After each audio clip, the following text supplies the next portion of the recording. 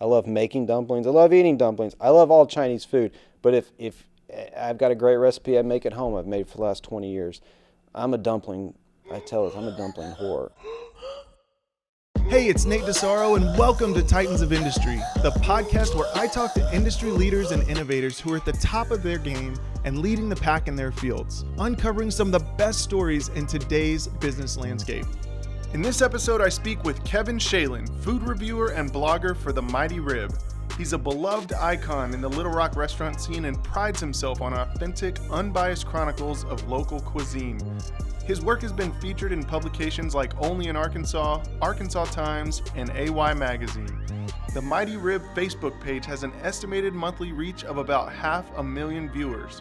Kevin talks to us about how he transformed his hobby into a career. He built trust amongst a digital audience and why he chooses to spotlight restaurants and their staff in his writing rather than himself. Now, let's get to the episode. But before we do, let's talk about content strategy and video for marketing your business. Our team at Content Titan is committed to great storytelling no matter what industry you're in.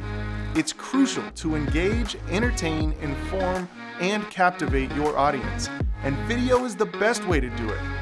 Having worked with people and organizations of all shapes and sizes, our team has the experience to deliver the right content at the right price. We are easy to do business with, and we know how to get you results.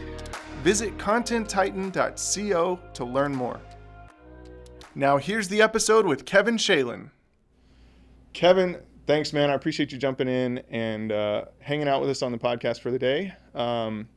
You've got a wildly popular food blog, social media accounts. I kind of just want to start with how the heck did you get into that world? Well, I was living in Houston, it's about 12 years ago now, and I was a high school teacher, married, 2 children, looking for kind of a hobby. I used to be a writer in college, sports writer in Texas, and I wanted to kind of scratch that writing itch again, and I figured, I think I can write about food every day. I knew nothing about food other than I love to eat, and that was enough at the beginning. And I started my blog, The Mighty Rib, and about 6 months after that, I got a freelance gig with the Houston Press, and that's when really things took off for me, where I started doing anything and everything any assignment that they had, and restaurant openings, events, wine tastings, anything that the editor had on her desk, and we had a team of writers there, and I jumped on just about everything and really loved it and enjoyed it. And the blog started it ran for about a year in Houston, and then my family, we moved to Boston for another year. My wife finished her training. She's a physician. So we spent 1 year in Boston. I did the same thing. I really dove into the Boston scene because I didn't know if I was going to be there for a year or the rest of my life. So I was like, if I'm going to be here, I'm gonna really get to know the town, and I did. And then my wife got an interview at UAMS, and we came down here, and we've been here 10 years. Very cool. Well, Yeah. I've been here 10 years as well, so I guess 2012? 2012 we got here. Yeah, Awesome. Right around this time, it was hot out in July, and June, July, right into June is when we got here. And I knew nothing about Little Rock, absolutely nothing, knew no one, had no friends here. And to think that I'd be sitting here right now as, entrenched into this community as I am, boy, I never thought it would happen. Well, it's interesting because, the power of words, and especially the power of our stomach, right? Yeah. So, when I think about what life is all about, in some regards, it's, we work so that we can go do things like eat at fun restaurants and enjoy wine tastings and things like that. And you kind of get to do that as both a passion and sort of a job in a sense. Yeah. So it's kind of the perfect job in my mind. Do you see it that way? It is. I started it was a hobby, and it's kind of morphed into this really cool job. I don't monetize anything with the Mighty Rib, my personal blog, but I am a freelance food writer. And over the years, I've written for just about every publication in this area, some for lengthy periods of time, like onlyinarkansas.com, who I still write for. I've been writing for them for about 7 years. I was a food editor for AY Magazine. for a couple years. So, and I just wrote an article for Arkansas Times that came out yesterday. So, you kind of you work your way around and you just keep getting the word out there. Which is a really interesting concept because, being in the creative world and the content world, obviously we get commissioned to do a lot of different projects that people hire us to do. But the really fun ones are the ones that nobody hires us to do. It's just we go out, we do it because it's something we want to do. It's our passion, Hmm. and you've built quite the loyal following. People that take what you say to heart. And do you feel the pressure of that within the hobby side of it, or do you just still see it as something fun and it's just whatever you want to do, you do? It's a balance, without a doubt. Yes, it is fun to me, but I take what I do very seriously. And I try to be as professional as I can, because the bottom line is that words matter. I've always said that, and when you put words on a public forum, any public forum, people see them, and they can have a positive impact or a tremendously negative impact. And I want the reader to know that I'm genuine and that I care, and but they can also trust my opinion, no matter what. Restaurants don't pay me to show up. They don't. I don't get any freebies. Like I said, the blog isn't monetized. There's no advertising. So it is very important to me that the reader trust me. It is of the utmost importance to me that they trust what I'm saying. And I also try to be as respectful as I can to the restaurant, to the people in the industry, to give my honest opinion, but also to do it in a manner that I'm not offending anyone and just being respectful. I love it. Yeah. Let's talk about the nature of blogging, social media, how it all kind of works these days, because I'm sure over the last 10 years, it's changed and morphed how you connect to your audience. Absolutely. I'll say back in the day, blogging was you have some sort of website, and you write a post, you maybe put a couple pictures, and you kind of find ways to get that out to people. And now the blog's almost secondary, I would think, to the social media content. So how do you define blogging right now versus what it was? Boy, that's an excellent question. I think that's one I think about all the time, because when I started 12 years ago, you're right.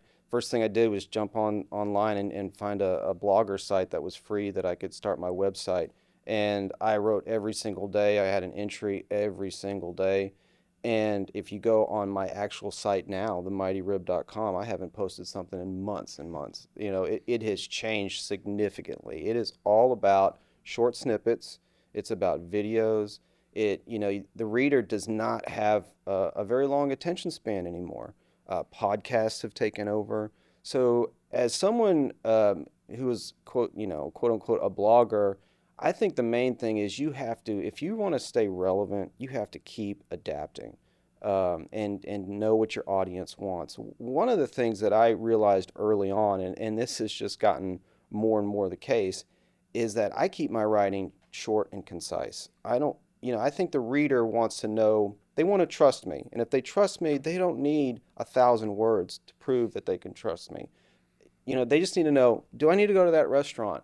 And I'll tell them, this is a place you need to go to. The rest is up to you. I don't want to get in the way. It's up to you to figure out what exactly you like about that place, and you form your own opinions. But I think the reader can trust me to, when I say something, and they're not going to get bogged down with a bunch of words and information. So I think it just has, as you probably know, it just has to get more and more concise.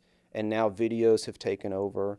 So I'm trying to adjust and adapt and get in that world. Reels on Instagram are huge, and I still haven't made the TikTok plunge. But I'm about to be 45. These things, I don't want to. These things are a little more difficult for someone. I'm not a young guy anymore. Well, that's a great point. And it's really interesting, though, because I talk to our clients all the time. Ultimately, the goal isn't just make a piece of content. It's really find your audience and communicate to them where they're at. Mm-hmm. And just like, when we were growing up, we'd watch cable television and we'd watch Nickelodeon or Disney Channel or whatever. And then it moved into ESPN, and we're changing the channel based on our interests. And I think a lot of people are still trying to grasp the idea that platforms are now kind of like channels, and accounts are shows within those channels, right? So it's intuitive, but it's also kind of effort. It takes effort Hmm. to make that change and be willing to move from posting a blog every day to now building that same following or that same audience and moving them to a different channel. Did you see that challenge happen, or did it just naturally occur? Oh, I saw it happen. Yeah, without a doubt. It wasn't something that was so natural. But one, you make some excellent points there, and one of the things that really stand out for me that I see that I feel like bloggers make a mistake with, and or influencers, whatever you want to call them, is I feel like they make themselves the focal point. And with what I do, the focal point is the restaurant, it's the employees, it's the our community. I'm part of that, but I never want to make my face the focal point. And what I find is, well, that's for good reasons on a variety of levels. But from what I find is when I'm following people, I see them just putting their face in front of the camera constantly. As the reader, that might hold up for a while, but you're going to get tired of it because the thoughts go into our head like, why is this all about them? I mean, I put my face in front of my blog, but I do it sporadically because I know that the reader will get tired of that. And they need to know that it isn't about me. It's about my voice and my opinions, and I interject it with our interaction with the readers, but I am not the centerpiece of the blog. And I feel like that is just a tremendous mistake that people make nowadays because in actuality, they just want to see themselves in front of a camera. And I think that is a mistake in a large part. I couldn't agree with you more. Yeah. One of the things that we practice around here, and I talk to people about all the time, there's an author by the name of Donald Miller. I don't Mm-hmm. know if you've heard of him, Mm-hmm. but he's been around for quite a while. And several years ago, he wrote a book called Story Brand. And it's really kind of this systematic approach to creating narrative storytelling for brands from a marketing perspective. But really, it works for everybody. And the principal point that he talks about from a marketing perspective is the brand is not the hero of the story. The brand should be the guide. It should be the one that helps your consumer, your viewer, your customer get from the ordinary, average, everyday person to become the hero that they want to be in their own life. Mm-hmm. And that's exactly what you're talking about. Yep. You aren't the hero. Yep. You're the guide that gets that viewer from wondering where to eat tomorrow to having the answer and telling their friends, hey, let's go here, and then ultimately being the hero of that story because they followed your advice. Yeah, and there's so many layers to it when you look at food, and that was the thing that was so fascinating to me from day one is all these different things that I can do that yeah, food is right there in the front and center, but there are so many other avenues. I've changed, quite a bit through the years where I was so excited about the food. Now I'm so excited about telling people about the food. That's what gets me excited. I really love featuring people in the industry. That gives me a lot of joy. And I think in that, when you think of it on a larger scale, I just love playing my part in help build our food community here in Little Rock, Central Arkansas, wherever you want to call it, even Arkansas in general, because I've been getting out and about and throughout the state. So there's just so many layers to this, and that's what has been so appealing to me all these years, and in changing it up. I think you've got to be able to adapt not only in like what type of mediums am I using, but also your message. I don't want to get too shticky. I don't want to be this guy that's always trying to crack a joke. But I think humor is a big part of what I do. Some days it calls for me being serious. If a restaurant closes, I'm not going to have some little funny joke about it. So I think the reader, when you're constantly adapting and changing your message, it keeps the reader interested. One of the things I talk about a lot as well is the idea of human to human connection. And anything any of us do when we put a piece of content out into the world, it's not to interact with a dog or a horse or a rock or a house or a car. It's to interact with another human. Mm-hmm. Do you see any challenges trying to do that when you're talking about food and showing food and restaurants I mean, like you mentioned, the goal I think for you is to show the people behind it, Mhm. but ultimately when I look at your Instagram account, it's photos of food. So Yeah. how do you use that to connect on a human level? Well, from day one, sometimes I look back at my first post on the blog. Interaction was what I wanted to focus on. I really enjoy that interaction. It is one of the reasons why, for better or worse, Facebook is where I really excel. I like that platform. It allows folks to comment. It allows me to comment back, to have that conversation, and but also to let people know that even when we're having our little conversation in this uh, bigger thread, that be responsible. Going back to what we talked about, be responsible about what you're posting, because especially now that I've been here a while, I have a following. Uh, Restaurateurs watch everything. They want to know what's going on. They follow the blog, and when they see someone comment, uh, it hits home with them. And I think what I'm one of the things I'm most proud about is I feel like that interaction has gotten a lot more professional. You're always going to have your trolls. You're always going to have people that just want to be negative for the sake of being negative. But I really feel like that has declined through the years. And I think people realize like this is a platform where they can air their opinions, voice their opinions, but do so in a manner that's going to be beneficial. I'm all for constructive criticism. I'm all for people showing up and speaking their mind, but you can choose your words wisely and still get your point across. And I think that's one of the things I do when I'm critiquing restaurants. I can let that reader know, like, this place, stay away from that dish, or it was an off night, and I don't have to bash the restaurant. So going back to the interaction, I just feel like it's important that we're not I'm not friends with many of the readers, but I feel like they know me and I know a lot of them. I know most of the people that comment. It's because I'm fully invested in it and I enjoy it.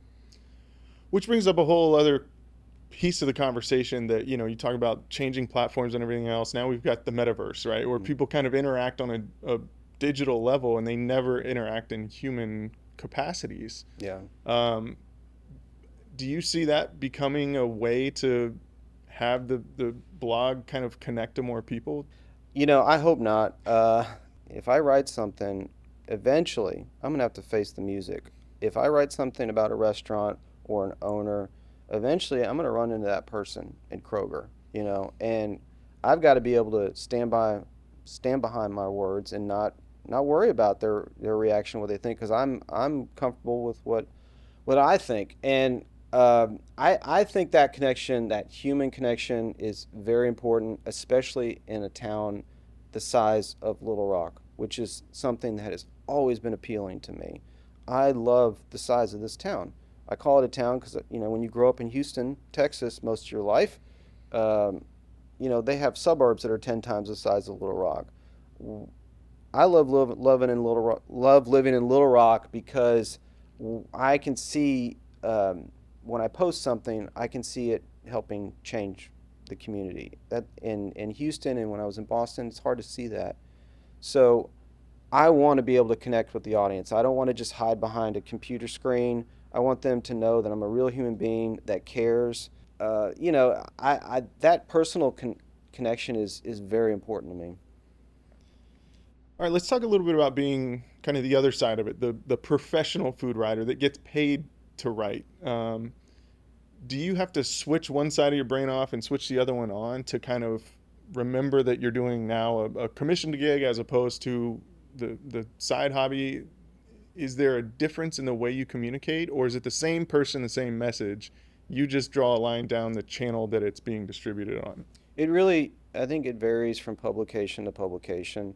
Um, uh, I feel like when I write something on a paid gig, I'll probably write it. I'll probably review it 3 or 4, 5 times at least, edit it, make sure it's you know the grammar is on point. And when I'm doing something for the Mighty Rib, it's just kind of it's more conversational, and I like both of them. I like both ways, and I'm glad I'm fortunate enough to do both things. But it really depends, and you get a feel for what the editor wants. I'll go back to onlyinarkansas.com. Like I've been writing for them for 6, 7 years now, and I feel like my writing has adapted to being more conversational, little less, a little more informal, which has always made me more comfortable. But yeah, I've done a couple pieces this year for the local Palette, which is a big regional magazine in the southeast here, and you know, it's just a different style. I want to be as professional and structured as I can, and if I end up doing more pieces for them, maybe it'll will allow me to be a little more of who I am, if that makes sense. Yeah, of course.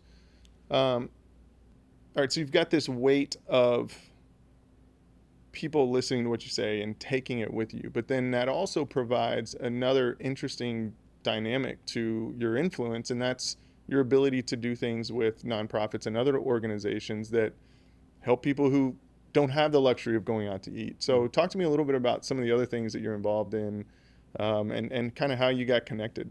One of the things I've been striving for the last few years is to get my platform to a level where I know I'm reaching a lot of people, and to use that now to do some good beyond just getting people to go into a restaurant or to buy this coffee or what have you, or support a cottage baker.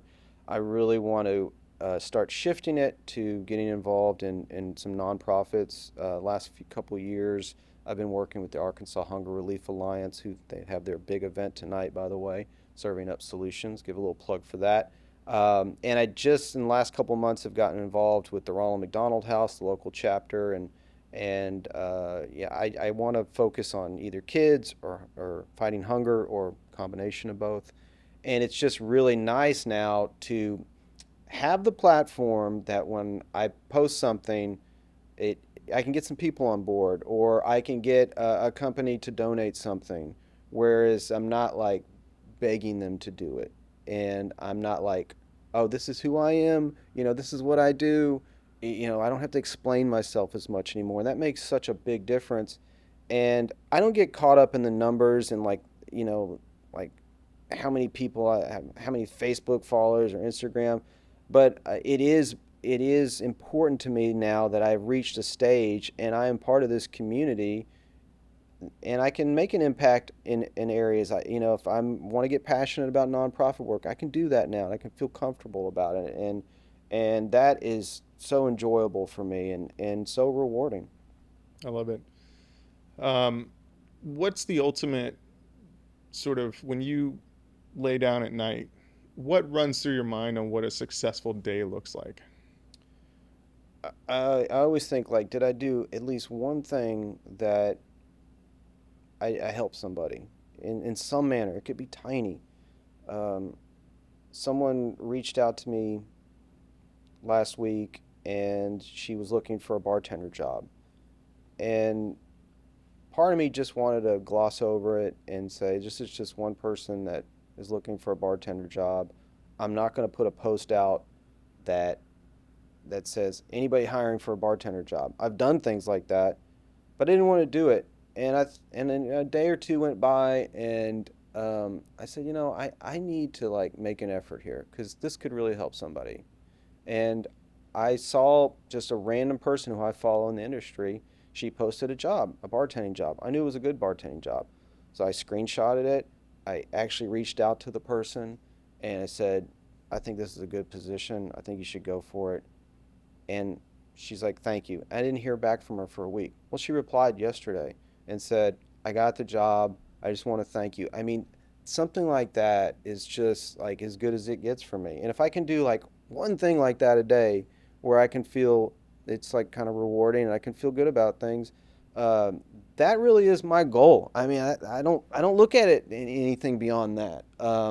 If I can post about some donuts and someone tells me the week after, man, there was 30 people waiting in line. I mean, how does it get any better than that? I mean, that's why I do what I do. I enjoy that. It's very rewarding for me. Um, and that's really all I go about it, just trying to figure out, can I do some good, and how can I keep changing it up, and how can I do a variety of things. I do these big dinners. I did my first one in over 2 years because of COVID. I stopped doing them, where I host usually anywhere from 50 to 75 people, and we rotate about every 6 weeks. I choose a restaurant, and all I tell the restaurant is, I want you to create a 4 or 5 course menu. It's got to be creative, it's got to be something different, and have fun with it.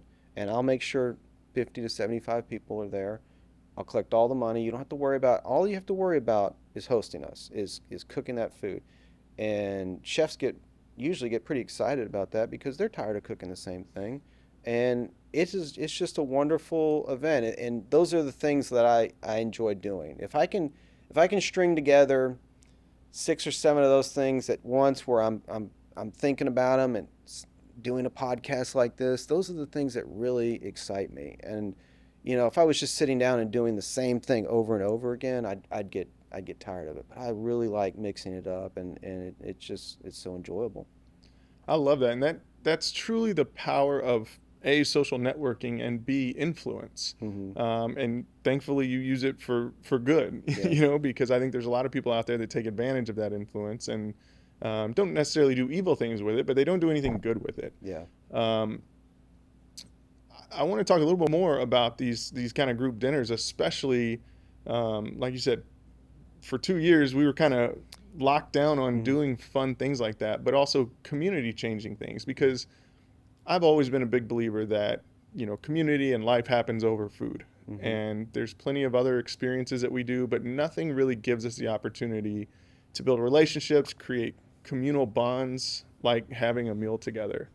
So when you have these dinners, is it the same 50, 75 people coming every time, or are you creating new pockets of people that now have something in common together? Well, for the most recent one, I have a private group of about 150 people that a lot of these folks come to my dinners, but I always post it on my blog. Anyone can show up.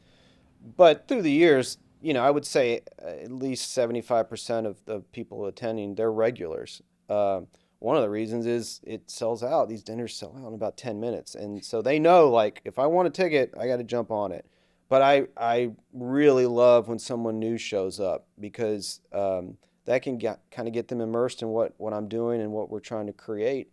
And food is the great unifier. I know that sounds kind of cliche and sappy, but it's true. It's always appealed to me.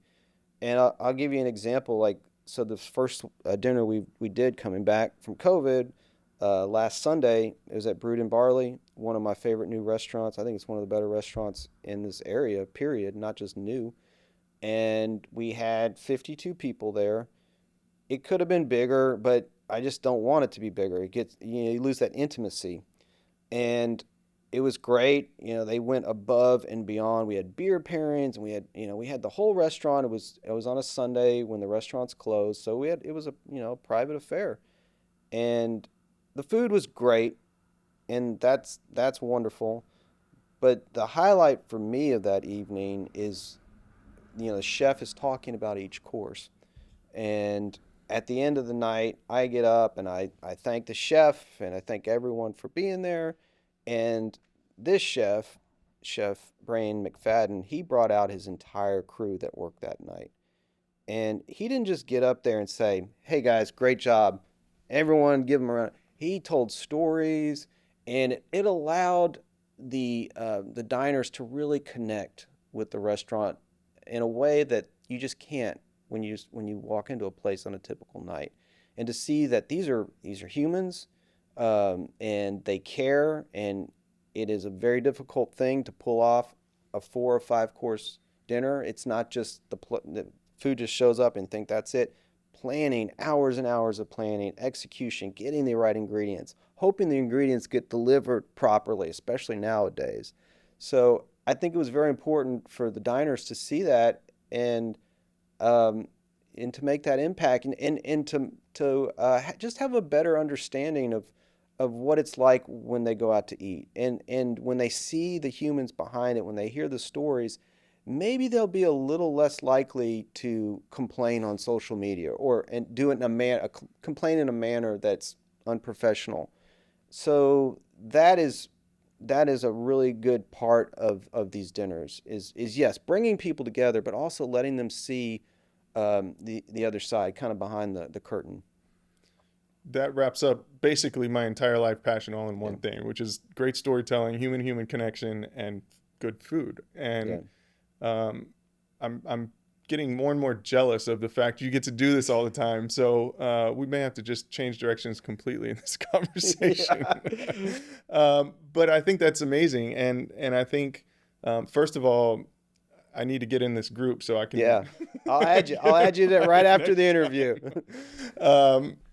But I think there's so much to that because there's a fine line between sort of complaining and critiquing, Mm-hmm. right? And we complain about something because we don't have a connection to the person or the entity. We just think they should have done better. We critique when we know the story and we know they can do better and Mm-hmm. maybe they missed the mark. Yep. And I think it's really interesting that essentially that helps change a culture because I mean, in my own world, when people complain about the work we do as opposed to critique it with construction, constructive criticism, um, it sort of deflates you a little bit and Mm-hmm. makes you not want to do it as much. Mm-hmm. But when people know the story and they know the heart behind you and they give you almost more encouragement that you can do better or you can maybe add more salt, not as much salt, whatever, that inflates my balloon. It makes me feel more empowered that, you know what, they're right. I can do better. I should do better. They deserve better. And they meant that in the best way possible. In that regard, do you feel like when you post something or when you put a story out, it motivates people to do better? Do you feel like sometimes it sort of takes the wind out of their sails? I really hope it does. I hope it motivates people to do better. And we spent a lot of this conversation talking, focusing on the reader, but the respect. I'm trying to earn the respect of the restaurateurs too. I want them to respect what I'm doing because that means if I write something, they'll read it and go, you know what? I kind of respect this guy. Maybe he's right. Rather than them thinking, oh, this is some guy that's looking to get clicks, and this is why he said this negative thing, and I don't, that takes years. That takes years, and I'm sure there's still chefs and restaurateurs out there that see my name pop up and go, ugh, this guy, and that's just part of it. I get that. But I think for the most part, I want them to respect me. That doesn't mean they have to agree with me. That doesn't have to mean they have to like what I'm saying. But the restaurateurs, to me, that really get it are the ones that can accept the constructive criticism and go, you know what? All right, I get it. Thank you for pointing that out. I know you're not looking to bash me because I'm not. I hate writing negative things. Nothing makes me more excited than when I go out and I eat a piece of pizza that is amazing and I can't wait to get in my car, drive home, collect my thoughts and post about it. That gets me very excited. If I eat a terrible meal, the audience deserves to know about it in some form, but I'm not like relishing in it. And I just think it's important that we have this mutual respect, not just from me and the reader, but me and the restaurateur and our whole community. All three of us, me, the reader, the restaurateur, we have to be going back and forth. And I really hope that's something. I think that's something people see. I really hope it is. And it is top priority for me. It is very important. That's awesome. What's the biggest challenge you face every day? What's the thing that you're like, man, I wish I didn't have to deal with this piece of it? Um, Boy, that's a good question. I don't like dealing with some of the trolls. Uh, it's very easy to respond quickly and negatively to them, and sometimes I'll have something written up, and before I push send, I'll erase it. Always take the high road. Always be professional. That's taken me years to fine tune. I've had some moments that looking back, I wish I could have changed and I could have done better. But you can't take back the past. Only can try to do as good as you can in the moment. And I keep going back to that word professional. It's uh, it's a constant work in progress to um, to do your best you can to be a leader. I feel like I can be a leader in this food community, and to be a leader, you've got to conduct yourself in a manner that people can respect, and if you fly off the handle, it's easy to do that. No one's going to win. I'm going to end up looking bad in the long term, and the restaurant will look bad, and no one wins in that. So um, the things that I don't like about it, it's interesting because if I don't like something, I just stop doing it. That's the beauty when there's no money involved. I'm only working on things I want to do. I'm sitting in front of you right now because I'm excited to do this. Like I'm going to do exactly what I want to do, and if I don't feel comfortable with it, I'll move on to something else. That's great perspective. And Yeah. and I think in some regards you're lucky to be in that position, but in others you've put yourself there on purpose. Yeah. And I think that's really awesome that you've been able to kind of get to the point at least, and it's like that for all of us. It's a kind of constant stage of growing and maturing in different areas, but especially I think with social media because people can hide behind it. Even though their name may be attached to a comment and you want to fire back at them because they were a troll or they were saying Mm. something rude or wrong, taking the high road is always the safe and better thing to do. Yeah, when you get involved with people online, in the moment, it might feel great. But I always tell myself, when I wake up tomorrow, am I going to be proud of that interaction? So, and again, 7, 8 years ago, I wasn't like this. I've really changed through the years. It's just not worth it. And in the end, you want to try to be as positive as you can because you're trying to lift people up. Um, but going back to the social media angle, and I think people they just want instant success. Everything we're talking about today has taken years and years to develop. It's grown organically. And so many bloggers, influencers phase out because they think they're going to start something and that like thousands and thousands of people are going to follow them. And every now and then that happens. But for the most part, it takes years of just grinding and grinding. It was no one knew who I was for the first 5 or 6 years I lived in life. 5 years, no one knew who I was. You certainly didn't know. No one knew it. I wouldn't be doing podcasts. That takes work and work to be able to just have the opportunity to be sitting and have a conversation with you. I never take that for granted. And anytime someone reaches out to me with help, I always remember when I was at that stage in Houston and I would reach out to these big food writers that I was nervous about contacting. And you know what? They never responded, they never helped, and I never forgot that. And I try my very best if anyone has a question, anything, that I respond in a timely manner. And that's important to me. Well, that's a perfect segue into my next question, which is essentially, I love to be able to provide tips and tricks for people who may be interested in starting their own platform or their own sort of side channel. If if you were having to start today from Mhm. square one, what would be your best advice? Pick a channel that you really connect with and that you feel comfortable with, and see where it blossoms from there. And don't let people make fun of you. Yeah, I'm sure people still make fun of me, like, man, Facebook is for dinosaurs. Well, we're reaching a lot of people, and I'm proud of that. And that's where I feel comfortable with. Do I wish at times felt more comfortable on Instagram? Yeah, I mean, I'm on Instagram and I just don't connect with it. So my advice would be find an avenue, a medium that you really are comfortable with getting your voice across to the audience, and develop that and see where it goes. And from that point, also just immerse yourself. Do as many different things as you can. And some of them you're going to hate, some of them you're going to love, some of them you're going to look back and go, I cannot believe I did that. Half the things I did 10 years ago, I look back and go, why did I waste my time doing that? But you're just building. You're building.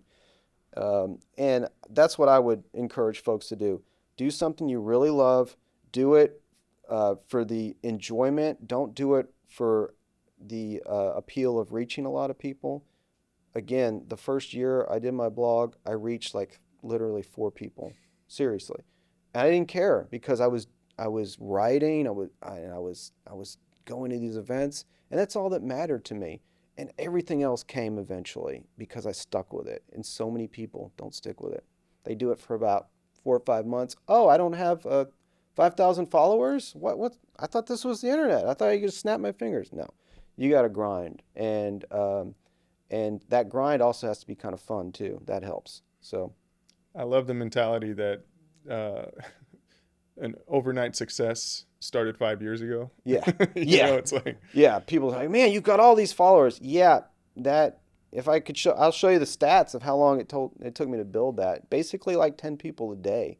That's if you're fortunate. And again, that just takes a tremendous commitment. It's the interaction. It's going back and forth. It's answering people, taking that time. It's not work to me. I really enjoy it. And then so many things come from that. Writing gigs, freelance gigs, interviews, uh, you know, dinner events, just so many layers to it, and it's constantly changing, and that's what just kind of keeps me motivated. so I want to talk a little bit about the Arkansas food scene. I'm fortunate I get to travel quite a bit. I'm sure you've been around. Houston, great foodie town now. Boston's got great places to eat.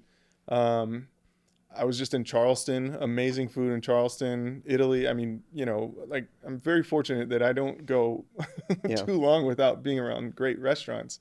And like we said earlier, we've both been here for about 10 years, and I've seen the food scene change here quite a bit in those 10 years.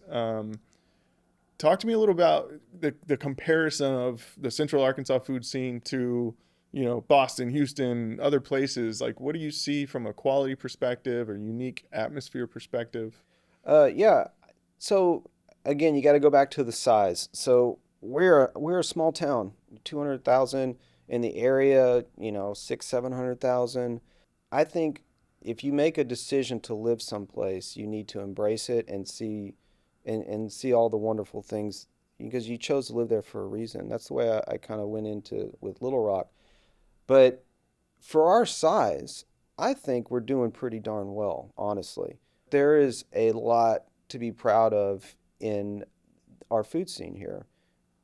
The thing that really stands out from to me is you've got these a group of restaurants, let's maybe 10 or 15 of them that have been around for 30 plus years.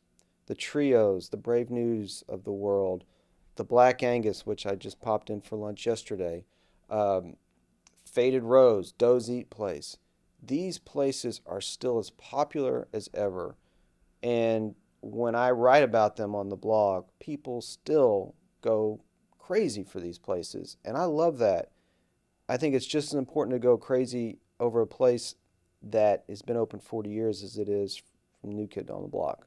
That gets all the pub. Everyone's, this is this and this is that. And that's great. I love reporting on it all.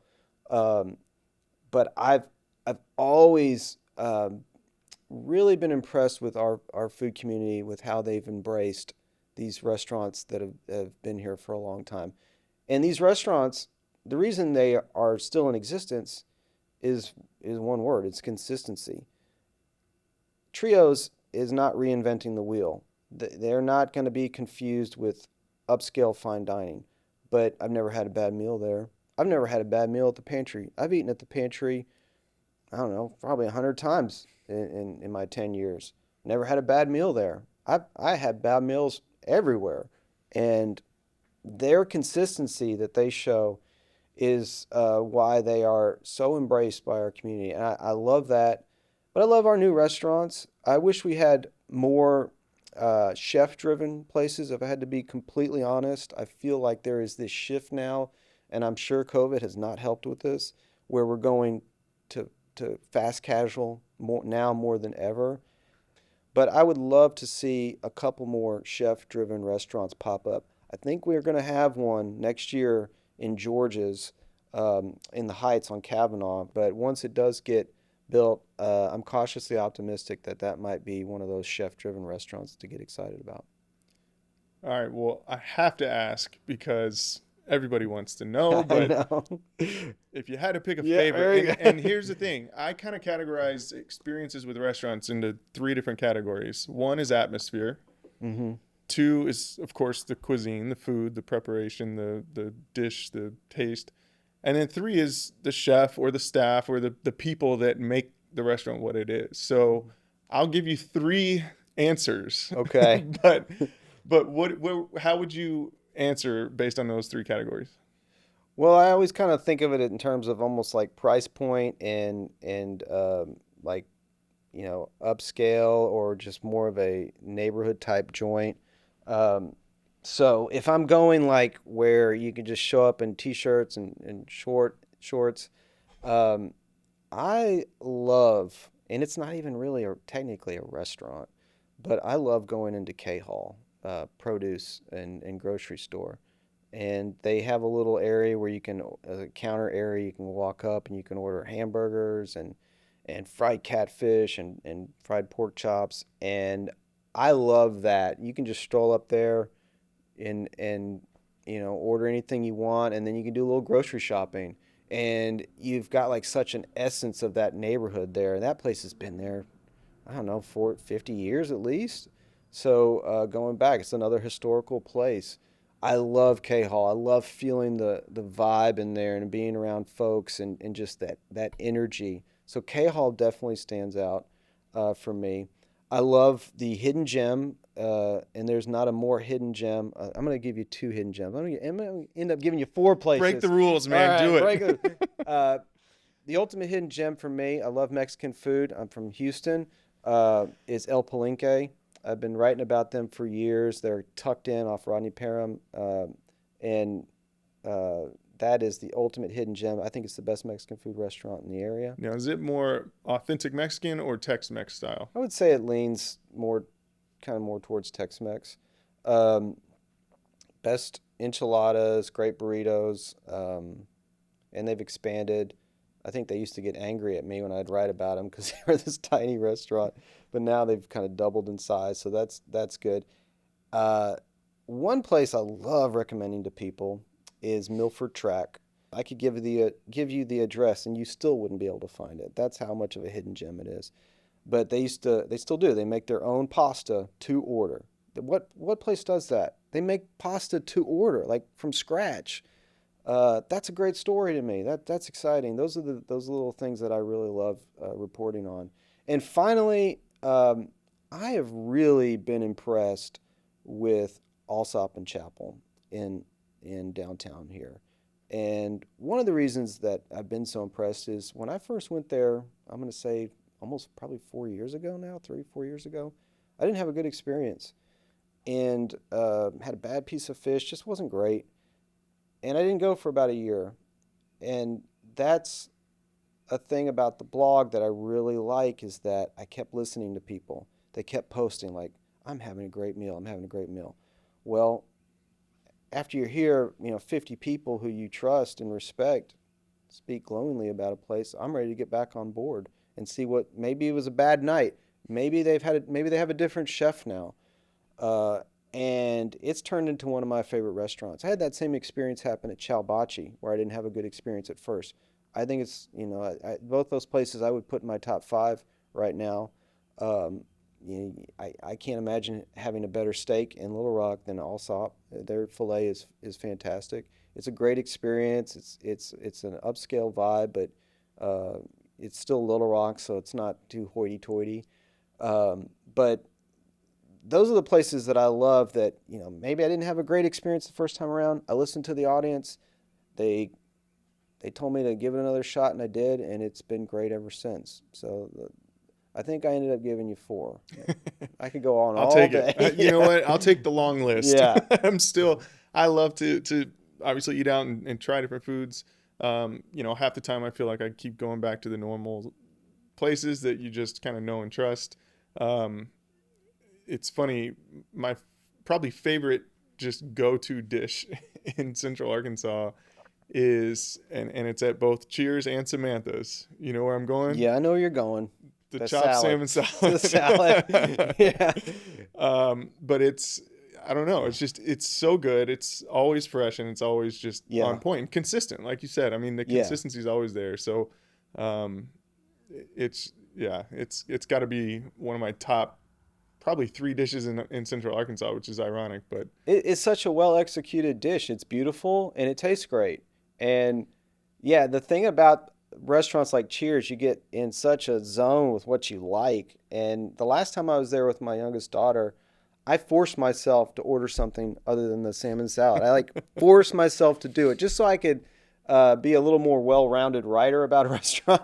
But yeah, it's hard. Sometimes that's hard for me when, I'm like a regular diner. I just want to, some things you like. You like what you like. And I'm constantly trying to educate the audience and write about different dishes. And I don't order what I love sometimes. And that's kind of tough. It's a little bit of a challenge. But to your point, and it's one thing that I've really tried working on is that one of the things I figured out early on is that we are so set in our ways as diners, and part of that is we don't like to go more than 10 minutes from our house to eat out. I want to encourage people to get out of their comfort zone. Go to neighborhoods that they don't necessarily go to a lot. It's okay to cross the river. That goes for people in North Little Rock too, not just Little Rockers who say, I'm not crossing the river. Cross the river. Argenta's 10 minutes away. So let's throw the excuses to the side. Like there's no excuse that this place is too far. I want to, part of the goal of building a community is to get people to go to places, to be aware of restaurants that they didn't know existed, and to go to them. And if I can be a leader and an example and set an example, like, oh man, I've been living here all my life. I didn't know about K Hall. Well, if this guy's eating there and it looks like a really good, man, I like that's a good looking burger. Let me go see if I can try it. Well, in my mind, all you have to do is go to K Hall once and you'll be hooked. So if I can be that person to motivate others, that's as good as it gets. I love that. And I'll jump on that bandwagon. I just got back from Italy, which was an amazing trip, but Florence, Italy, for example, you walk everywhere. Driving is not really an option. Mm-hmm. And to walk 15 minutes, 3/4 of a mile across the town, you don't think twice about it. Yeah. And you explore along the way. But, we're such a convenience-driven society here in Little Rock and Central Arkansas and most of America. Mm-hmm. It's not until you really get into the big urban communities that, you can choose to walk or take an Uber or drive or whatever. And it forces you to explore more. Mm-hmm. But I think you're exactly right. We get so convenience driven. We don't want to leave our neighborhood. That extra 5-10 minute drive is just, if I hear someone tell me they will not go west of Mississippi, to go out to eat, or vice versa, or I'm not going to go south to 630, those types of comments, you want to know things that piss me off, it's those types of comments where I'm like, it's right there, y'all. And can you imagine if you get you and 5 of your friends to go, you can change a business's livelihood. That's important. We need to do that. And I want to shed light on these places and make people aware that we have them here. There are so many places that people have no idea exist. They've been living here their whole life. They have no idea exist. Well, I've spent the last 10 years finding these places. I'm going to continue to do that because I love it.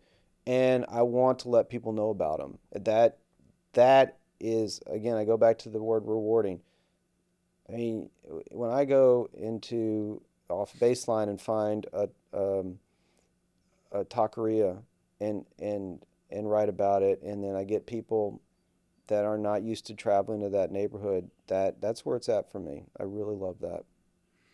Well, I think your blog is doing it, your content you're putting out, you're getting awareness out. I think it's all a great thing. If I could encourage any restaurant owners that are listening here, be on these apps that people can download. And even if you don't need a reservation necessarily, it gives people that mentality of what's out there. Because, how many times have you said, what should we eat tonight? Or, whatever. Mm-hmm. And you just need that motivation. And so yeah. I'm sure a lot of people end up seeing your posts and that makes a decision for them. But we need something to help instigate that decision-making process. So I'd love to see more places in Central Arkansas just be on the apps, make it easier for people to find you. Yeah, it's a big deal, and restaurants need to step up. Most restaurants are terrible on social media, and they need to realize that it is of the utmost importance if they want to connect with to the audience.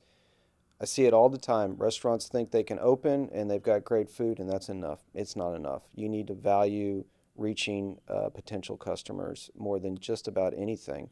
If I always tell chefs, you can make the best dish in the world, and if no one knows about it, what's the point? And social media is front and center, and there's just so many places that don't value it yet. I don't know what it's going to take for them to do that, but I guess that will change over time. Hopefully it will. All right. Well, all this talk about food, I'm getting hungry. Yeah. It's getting close to lunchtime. Yeah. Before I go into kind of our final little quick hit questions, Yeah. is there anything else that you want to talk through that is important to you and kind of your journey through food writing and the content you put out? I would like to encourage people to be supportive, not just of what I'm doing, but there are great bloggers in this town that are doing it, that were starting out like me many years ago. Support them, encourage them, follow them, write comments, and write comments to restaurants and encourage them to do more things, to do better things. They need that motivation as well. Awesome. All right.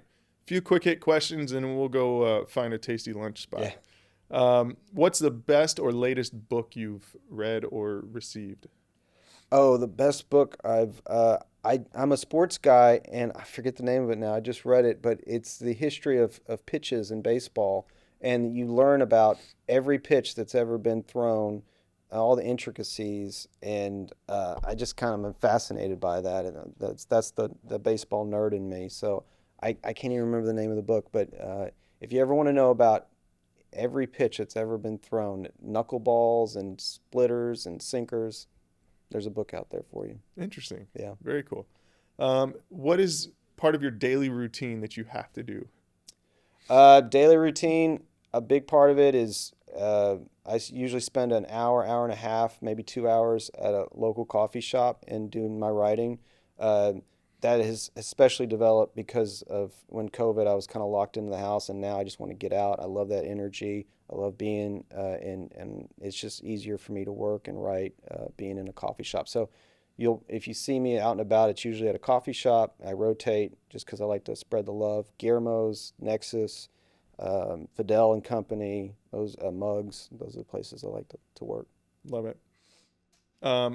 What is the best piece of advice you've either given or received? Excuses are for the weak. I remember when I was just out of college and I had this office space type job.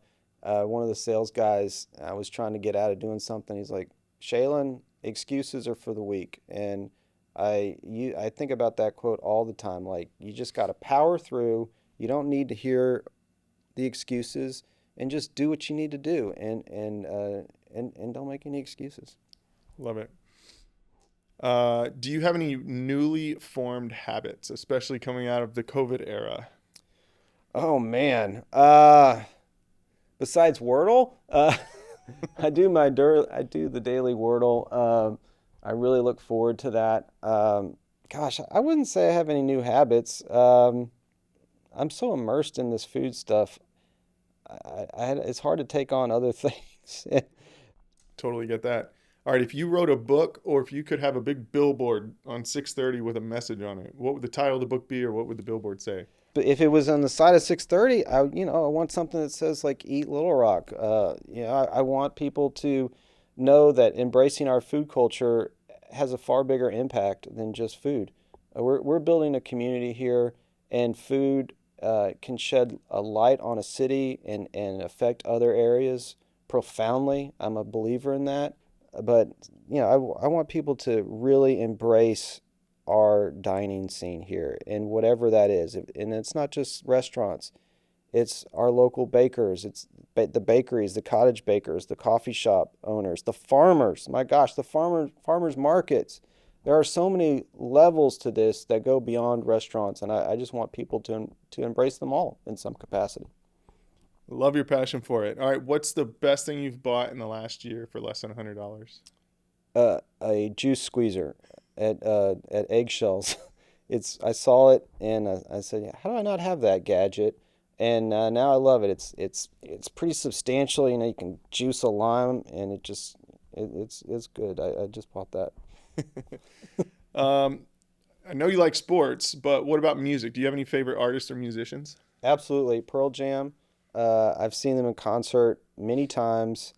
I've seen them in Wrigley Field. I travel to see Pearl Jam. I saw my first Pearl Jam concert in college in Austin in a field. The Ramones opened for them, and I still adore them. On a more local level, there's a guy named Parker Millsap. He's performed in Little Rock several times. Just saw him a couple weeks ago at Whitewater.